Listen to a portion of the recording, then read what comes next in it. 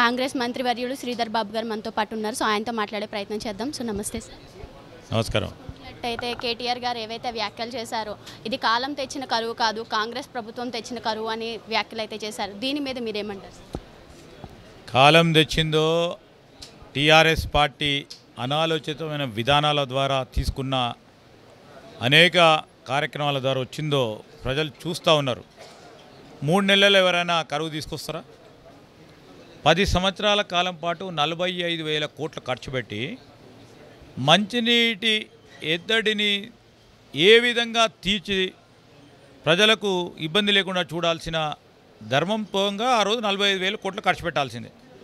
ప్రకృతి వైపరీత్యం వచ్చినా మంచినీటికి ఇబ్బంది రాకూడదని అన్ని వేల కోట్లు ప్రజా సొమ్మును ఉపయోగించాల్సిన ధర్మం ఉందా లేదా? ప్రజలు అందరూ కూడా ఆలోచన చేయాలి. అయితే చూసుకున్నట్లయితే ఆడపడుచులకి తులం బంగారం ఇస్తామని అన్ని హామీలు అయితే చెప్పారు. దాంట్లో ఒక్కటి కూడా నెరవేర్చలేదు. 6 గ్యారెంటీల పరిస్థితి కూడా ఏమైందో తెలియదు. ఈ బస్సుల్లో ఫ్రీ బస్ పెట్టిన తర్వాత మహిళలందరూ కొట్టుకుంటున్నారు అని వ్యాఖ్యలు చేశారు. దీని మీద ఇప్పుడు మేము వారిని అడుగుతూ ఉన్నాం, ఏ బస్సులో అన్న పోయి మా మహిళా సోదరుమణులను అడగమని చెప్పండి, సంతోషంగా ఉన్నారా కొట్టుకుంటున్నారని. అంటే మహిళా సోదరుమణులు బస్సులో ప్రయాణం చేస్తే వారిని కించపరిచే విధంగా కొట్టుకుంటున్నారని మాట్లాడదాం. వారిని కించపరచడమే జరిగింది. ఆ విధంగా కించపరచకుండా అని చెప్తా ఉన్నాను టీఆర్ఎస్ వాళ్ళని.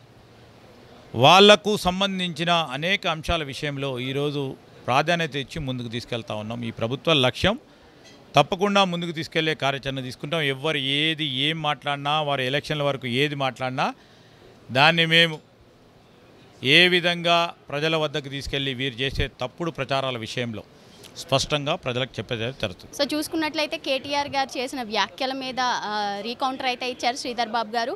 అండ్ దీనికి సంబంధించిన మరిన్ని విషయాలు అయితే తెలియాల్సి ఉంది. అండ్ ఇంతవరకు ఉన్న అప్డేట్స్ ఇవి. కెమెరామెన్ ప్రవీణ్తో మీ సలోమి.